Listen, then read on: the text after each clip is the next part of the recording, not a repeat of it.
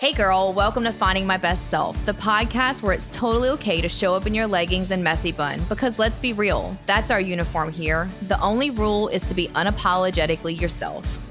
And I'm Mandy, and joining me is Pam, the queen of finding the silver linings. We're here to share laughs, tears, and everything in between. Think of us as your new best friends with some stories to tell and wisdom to share. From face palms to victories, we're diving into the journey of self-discovery, wellness, and what it means to truly embrace who you are. So whether you're conquering the world or just trying to find your phone in the black hole, purse, we've got you covered. Because here it's all about encouraging you to lace up those sneakers, or don't, we're not judging, and join us as we explore what it truly means to own your confidence and find your best self. So pour yourself a cup of coffee or a glass of wine and let's get into it. Hello and welcome back to another episode of Finding My Best Self podcast. I am your host today, Pam Revet, and with me I am interviewing Jillian McCloskey. I probably said it wrong again, Jillian. It's okay. Beyond excited to have Jillian on the podcast. Jillian is a mom and a wife. She has two daughters, and she has been in the construction industry, in sales construction for over 25 years. And there was a time in her life when she decided that she just needed to take care of her.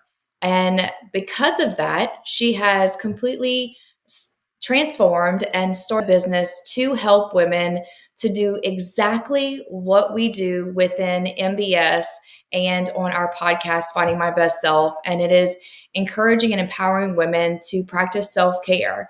But she does it in a completely different aspect than we do.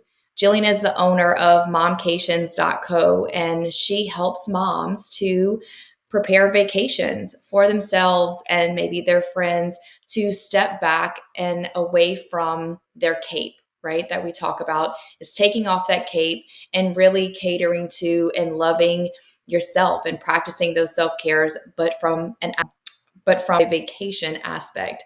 So welcome, Jillian. Thank you so much for joining me today. I cannot wait to dig into your life and everything that you've been through and what exactly you're doing with Momcations, because it aligns with our mission so much.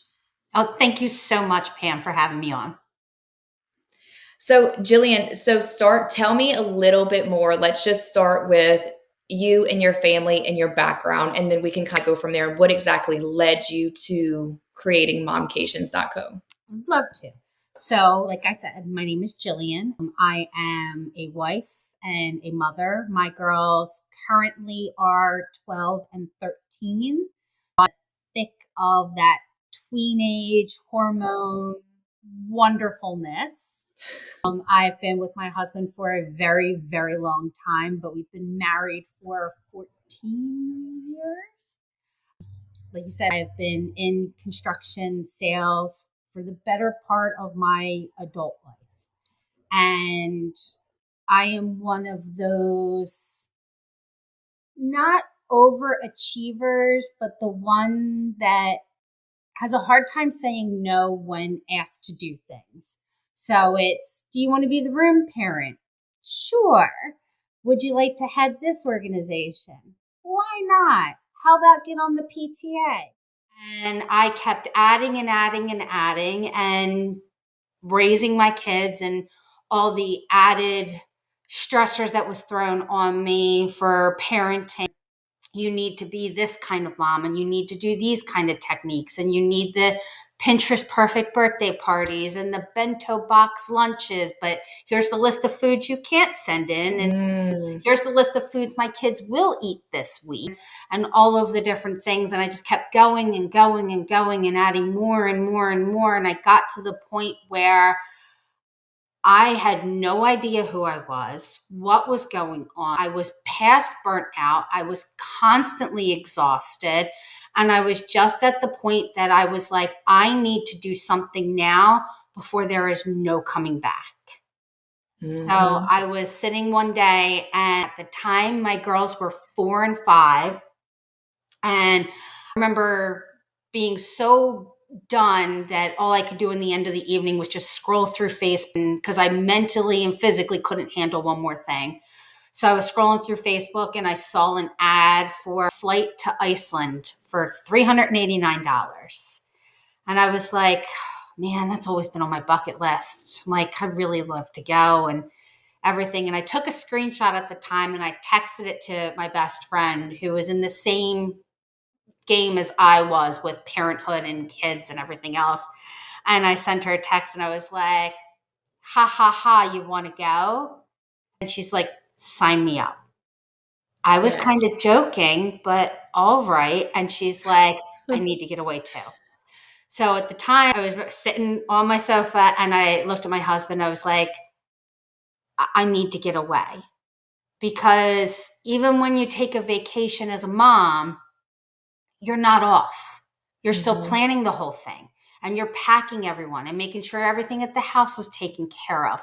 And when you get on the vacation, you're worried if the kids have this and if we make sure we get enough sleep and we're not overstimulated. And is there food there that my kid will actually eat? And did I remember to reapply sunscreen? And all of the things that you don't actually ever get a chance to shut down mom brain and remember who you were before you were a mom. So I said to my husband, I was like, I really, really want to do this. He's like, go for it.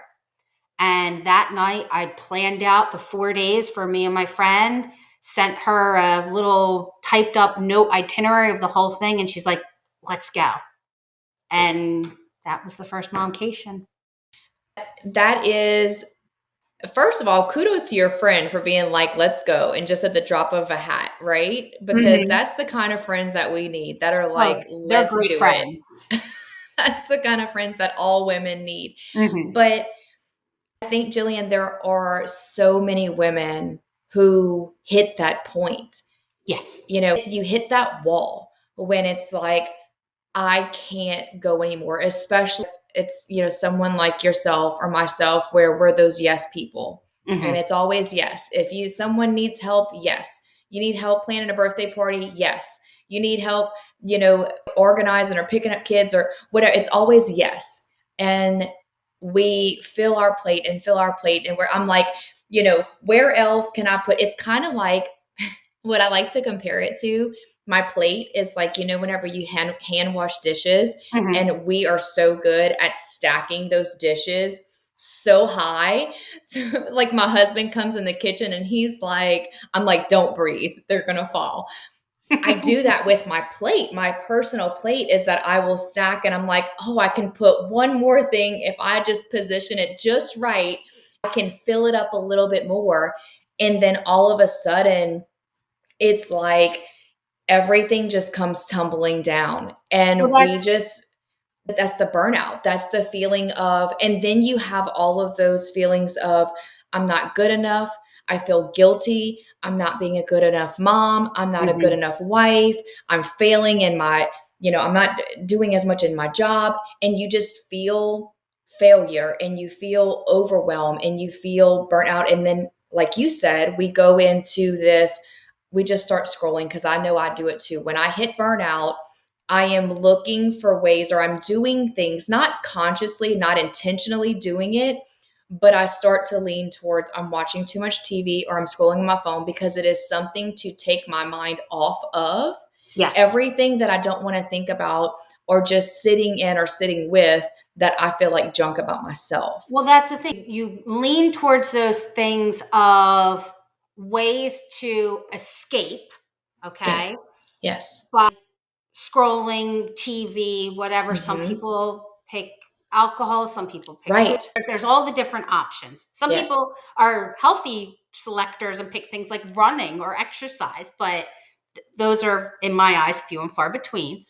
But the thing is, you've gotten to the point where you are past decision fatigue and you couldn't even make a choice of what to do. And that's the thing where a lot of, when the whole thing was going on about have self-care time for you and set an hour aside and this, that, and the other. And you get to that hour you put in your calendar and you can't even decide what to do. You can't even make that decision. And that's why, like, some of the women that reach out to me, they're like, I love the idea of a momcation, but I don't even know where to start on where to go. or Right. what to do. My And I'm brain going to is say, on overload. and that's it. They can't make, as moms, we have to make 4 million decisions in a day. We can't handle one more decision, let alone one decision for ourselves, because we're so busy worrying about everyone else in the family. Yeah. We put ourselves on that way far back burner, that burner Yep. on the stove that you don't ever use, but it's there. And that's where we put ourselves, that one day, if all the other burners are full, we'll use that burner because we have Yep. to. And it's the same way for us, where when I took my first momcation, I knew I needed to get away from my house, my family, my job. I will also add in there, I work with my husband. So I needed to break away from everyone. Yes. And those 4 days away where I only had to worry about what I wanted to eat or when I wanted to go to sleep. Like if I was tired, I went to sleep and I woke up and I didn't have to worry about anyone else. And then when we got to breakfast, I wasn't there sitting saying, oh, my kid won't eat that cereal or they don't like the yogurt with the chunks. I got whatever I wanted for breakfast at the hotel.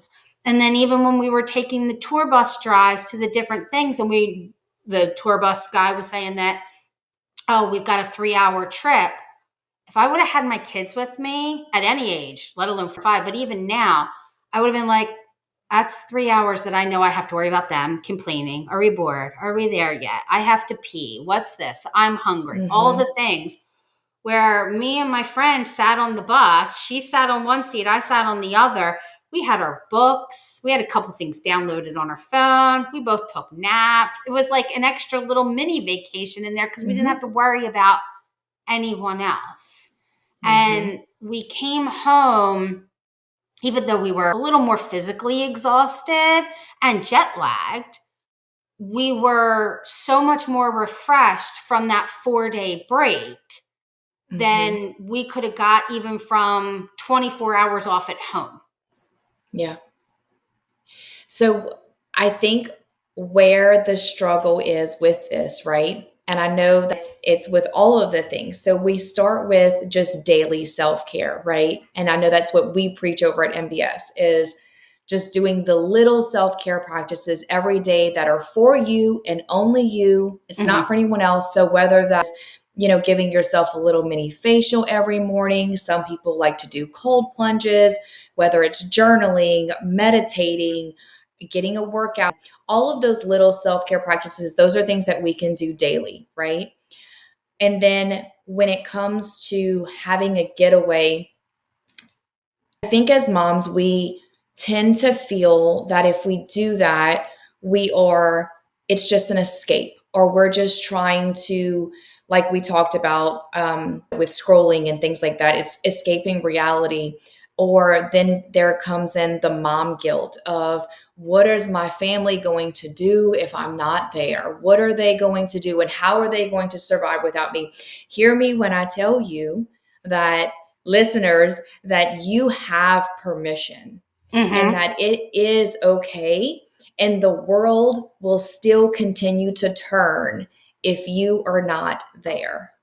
Your family can and will survive for a few days without you being there because at the end of the day, you deserve it, right? Oh, yes. We deserve that just as much as everyone else does. A conversation that my husband and I had when we first started, when we were in our dating phase, was something that I learned that wasn't being done in my previous marriage, that I had to do a lot of internal work on, right? That I knew that whenever I went into my next relationship, was that we need all different time aspects.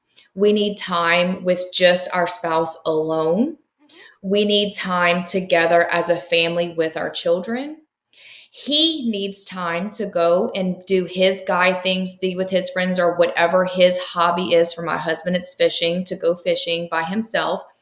And we, as women and moms, also need and deserve to have that time away from the husband, the kids, the house, the responsibilities, all the different roles that we play, to go and do something that we want to do, whether that be for a day or whether that be for 4 days.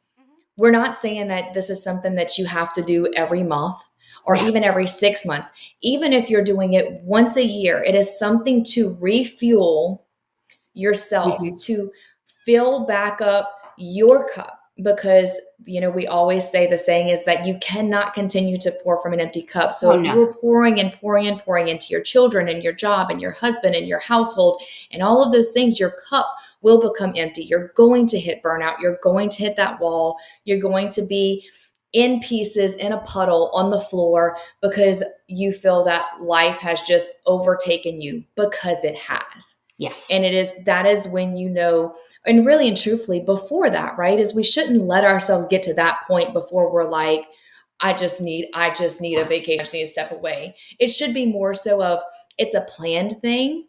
So that way you have something to look forward to. So it's coming. And even just knowing that it's there, that is almost filling your cup without even filling your cup, because you haven't actually done it yet. It's just the knowing that it's coming, and the anticipation and the excitement that I'm going to be able to keep pushing forward, because I know break is coming.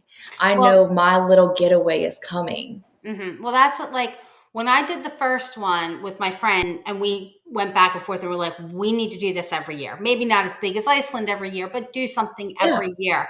And some years it's been like a weekend in New York or something like that that's close by. And some years we've done bigger epic vacations. And for years, the moms and women that I know in my everyday life, they'd be like, oh my gosh, I need to do that. Oh, I need to. And I'm like, you should. And they're like, I could never. And I'm like, no. You need to have something for, because the same thing, my husband's thing is golf. When he golfs and he does his thing. And even if I do my journaling or do whatever here, I still will get interrupted by the kids or by him or anything else. But to actually take time 100% for me, I have to leave the house. I have to go somewhere, whether it's close by or far away. There are a bunch of different options. And the same thing, if I know, especially when I'm in the thick of things, I know when you've got this kid's activity, this kid's sports, the play, cheer competitions, guitar practice, the art show, all of the things. And you're sitting there saying, how can I handle one more thing? And then you look at your calendar and you're like, in 6 weeks, I got 48 hours to myself. I can do this. I can make it till then, because you'll have that break. And like you said, it doesn't have to be every month. If you can do it every quarter, every 6 months, that's awesome. But at least 1 year, take a couple days for yourself. Because I know if my husband comes to me and he's like, I want to go on this golfing trip with X, Y, and Z, and we're going to be going to Myrtle Beach for 5 days and everything else. One, it has never crossed his mind once about being guilt or stepping away for anything. And two, he knows I'm not going to say no, because that's his thing. But now on that same aspect, if I say to him, hey, I want to go here for 4 days, either by myself or with a friend. Now, the first time he was okay. The second time he's like, oh, well, what about this, and this? Now we've got it as a well-oiled machine that he doesn't even question it. Yeah. And this, man, I guess I could go on and on and on this topic all day long, because it is so true that we just need that time away. And for me, I guess it's always been understanding and getting past the point of the mom guilt, and just feeling, just that feeling that it's okay, and or just needing the permission, anything like that. So if you're that mom, if you're listening and you're that mom where you feel, like Jillian's friend said, like, oh, I could never do that, or there's no way. Yes, there is a way. There's always a way. And you can clear your schedule. That's why we plan ahead, and we make sure that everything is taken care of and lined up, because I promise you, everyone will survive. Are things going to get done the way that you do them? Absolutely not. Well, that's the thing. My first momcation that I took before I left. Now, at the time, my girls were 4 and 5. So they still needed a lot of help with certain things. I set out their clothes for every day that I was gone, including what barrettes or hair bows to go with it. I had pre-made dinners in the refrigerator with a Post-it saying, on Friday, make this. Turn on oven to 350 and bake for 1 hour and 20 minutes. Like, I had everything laid out. They were also younger, so they weren't in the activities that they're in now. And they had daycare, so it wasn't even like he had to worry about school pickups and drop-offs and that kind of stuff. I had it completely planned out and an entire document printed and put on the fridge with emergency numbers if anything happened, the whole 9 yards. Did my husband follow one of those things? Mm-mm. No, he didn't. He let No. them girls pick out whatever they wanted to wear to school every day. He ended up doing takeout almost every single night. The girls thought it was the best time ever. And I was so worried about the house running. Now, when I got home, was the house in the condition I would prefer it to be in? No. Was everything done on the to-do list? No. But everyone was still alive. It continued moving on. And then I actually had 4 dinners in the fridge to handle the 4 days when I got back and I was dealing with jet lag already pre-made. So there's a little silver lining in it. But it is that first time you're so worried about going away because you're the one that's controlling the whole ship. You're the one making sure everything runs smoothly. And if you're gone, how is it going to run? But I've learned through therapy as well, but also taking these Momcations, is this also shows my family that they are quite capable to do things without me. And before, where a lot of times they'd come to me and ask for something, and I'm like, you literally walked past the spot of the thing you were looking for. Or you walked past your father doing absolutely nothing to come ask me a question while I'm in the shower. Like, you can do these things without me. And really hit home to me that it's one, teaching my husband and my kids that they can survive without me, that they are quite capable of doing these things, so that they stepped up on a regular basis now that I've gotten home.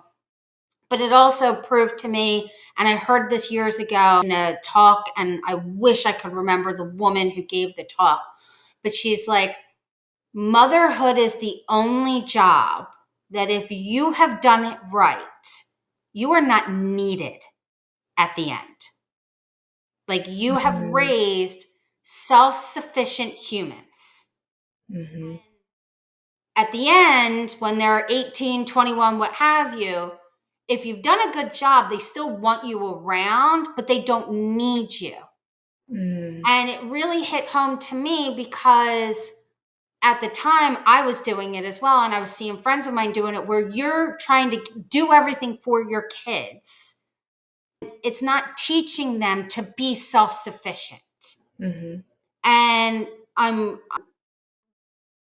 holding them back by doing it that way. But I'm also holding myself back as well, where it took a little while for us to find our groove and figure out how it worked for each of us. But now, like 8 years later, I took my Momcation last year, and other than putting it in the Google Calendar and planning my actual vacation, I more or less tell my people, hey, I'm going from this day to this day. Look at the Google Calendar. All the information's in there.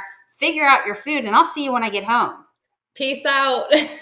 And that's it. Like, if you end up eating cereal the entire time I'm gone, that's on you guys.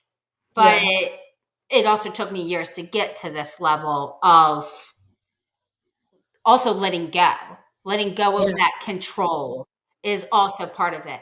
And the mom guilt the first time and the mom guilt the second time, it was there. And every so often I feel slightly guilty, like just a little bit. But then I sit there and say, one, I deserve this because I do all of the things all of the time. And two, and this one really hits home to me more, I've got 2 daughters.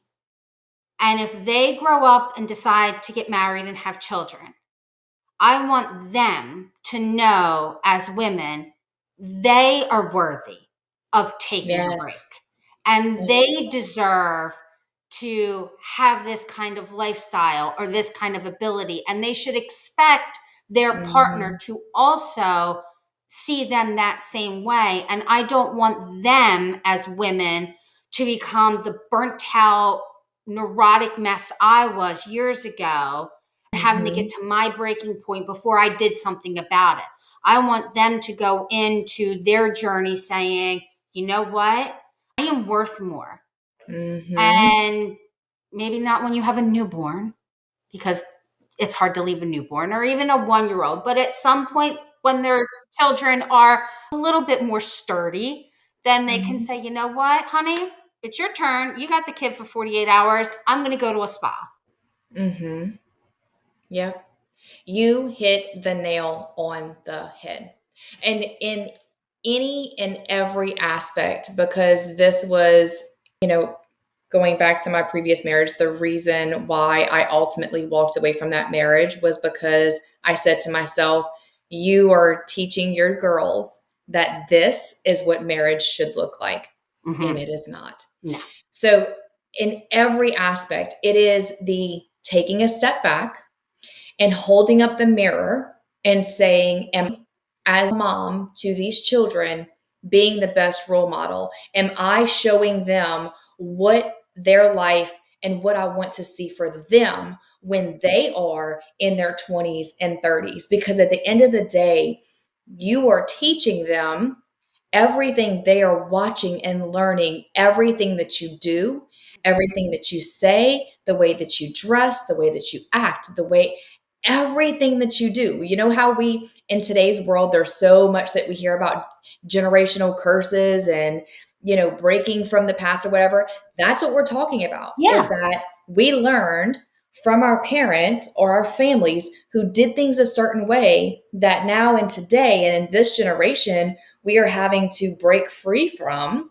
Yes. Of being taught all of these things. So if the way that you are living today, that you are stuck at home and you never take care of yourself and you never talk positively to yourself and you never give yourself space or time and you feel overwhelmed and stressed and all these things, is that what you want for your babies when they are in their 20s and 30s? Is that how you want them to live? And, earlier you were talking about, that we as moms do everything for them. We are enabling them in the wrong aspect. Correct. We need to, every time our children come to us, like you said, and they're like, hey, where's my school bag?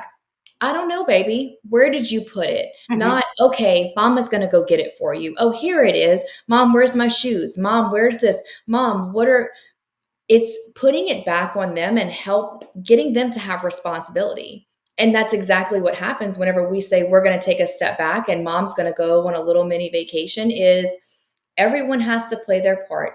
Everyone has to step up. But if you're always the one who's being like, mommy's going to do it, mommy's going to do it, I got it, and not enabling them to be their own person, enabling them to be responsible, enabling them to see that they can do it, then they never will feel like they can. If you're always enabling them to see that mom's going to take care of it. Yes. Oh, yeah. And even my daughter, who just turned 17, we're getting into the point where she's dealing with college stuff. And, now she's wanting like certain doctor's appointments, teeth cleanings and stuff. And I'm even getting to the point where she's like, when's this? And I'm like, well, email. There was a lady that we met with at the college. I'm like, send her an email and ask her. And she's like, well, I thought you were going to do that. And I was like, well, you have her email. You were copied. I was copied on it too.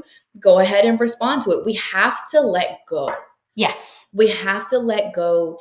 And in that, we also have to do that for ourselves, for them and for us. We have to let go because we are worthy. They are worthy. Our children and we, in both aspects, are worthy of that time, the responsibilities, the learning. And at the end of the day, that is love. It is. And it definitely is. And it's crazy because I'm not a stand back parent. Like I'm involved with my kids. Yeah. We do a lot together. We're a very close knit family, and I have a very good relationship with my daughters for how we do a lot of things and that.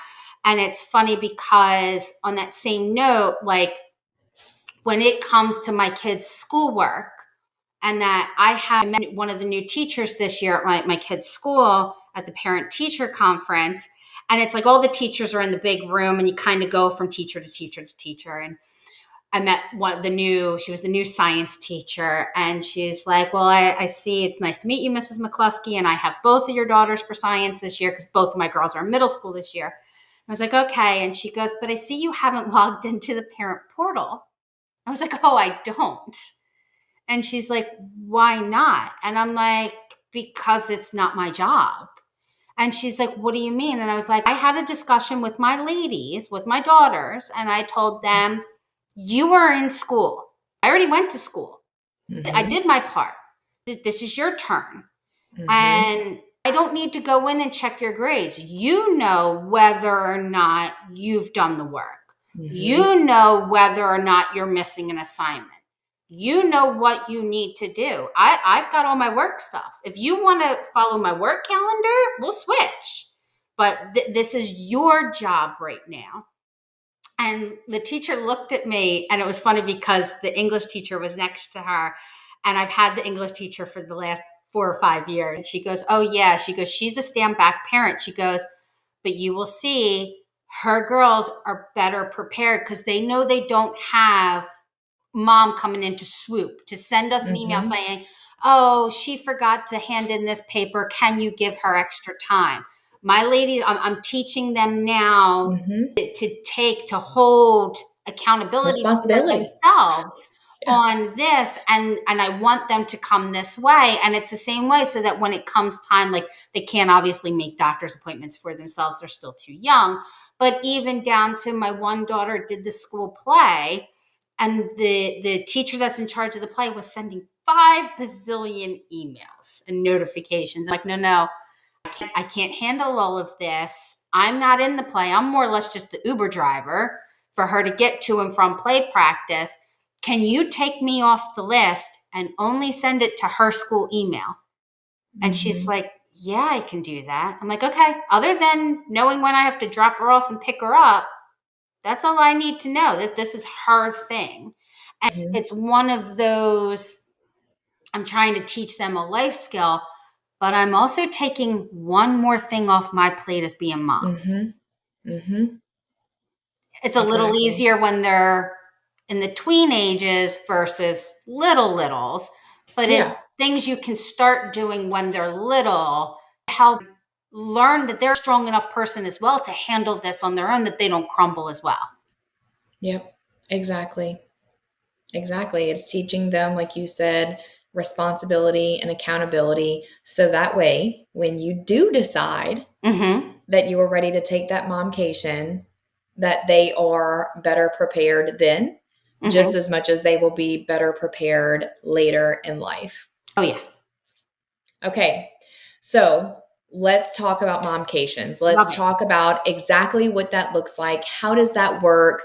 If someone is like, this is me, I'm there, I'm ready to give back to myself as a mom because I deserve it and I am worthy and I am capable of taking a step back and treating myself to a little momcation.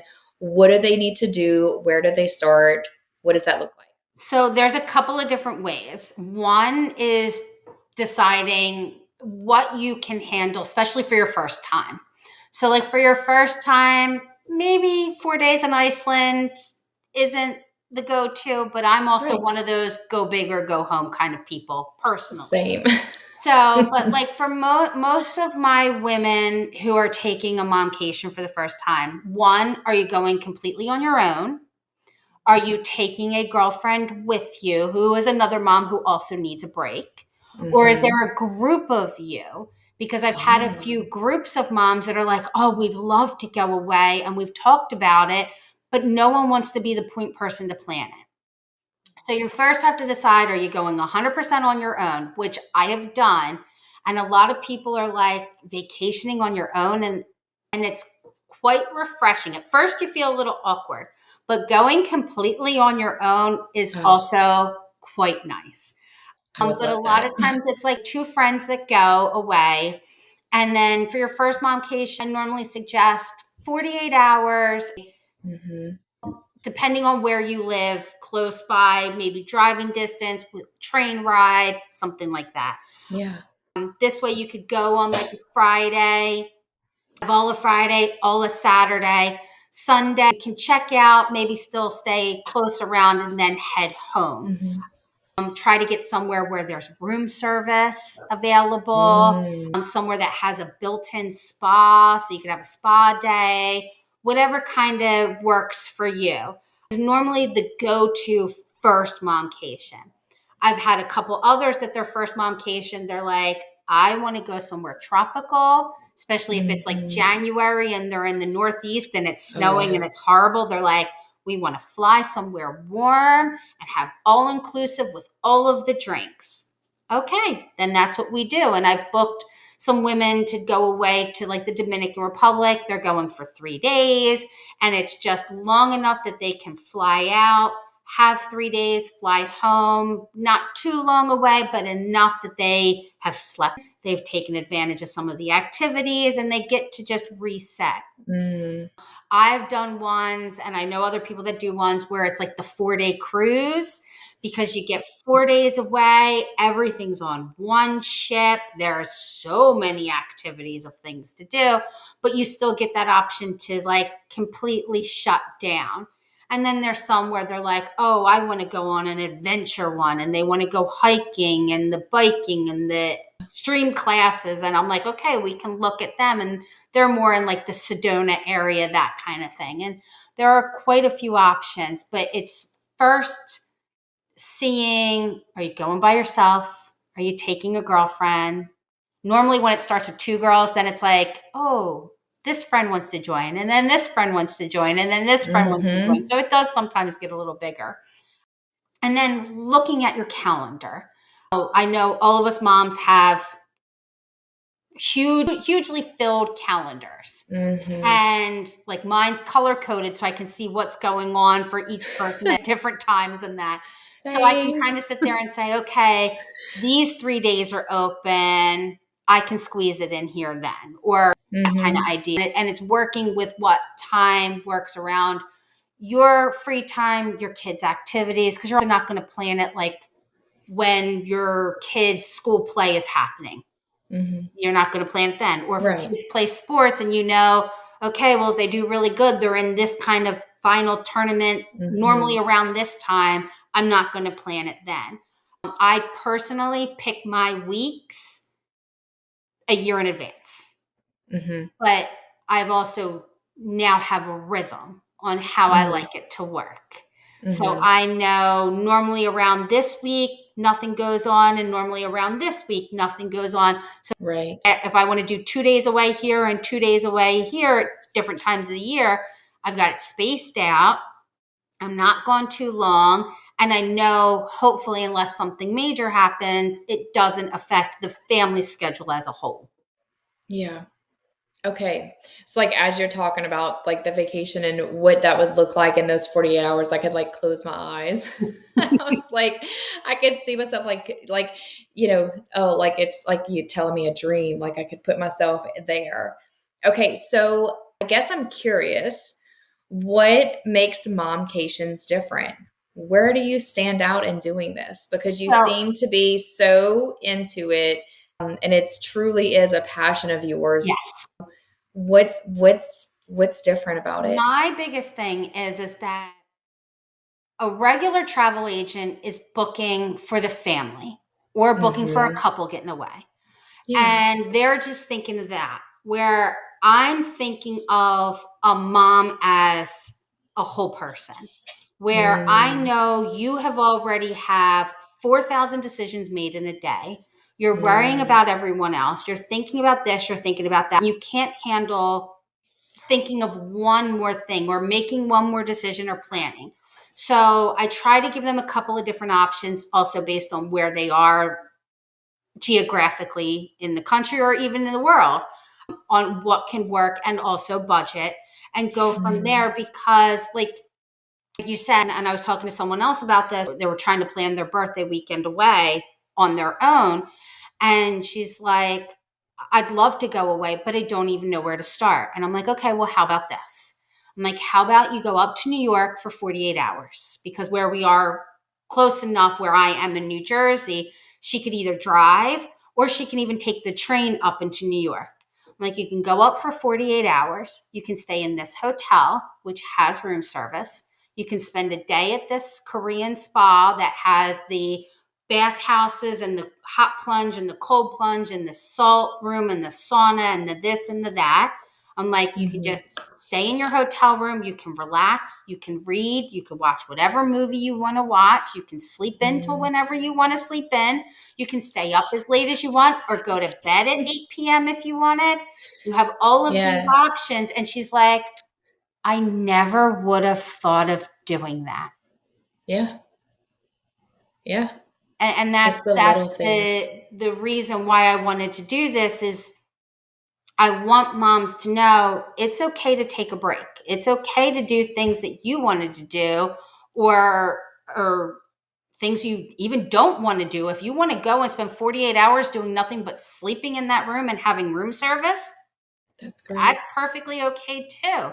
And I also look at it when I started planning my Momcations is me and my husband are two completely different people when it comes to vacationing and also food.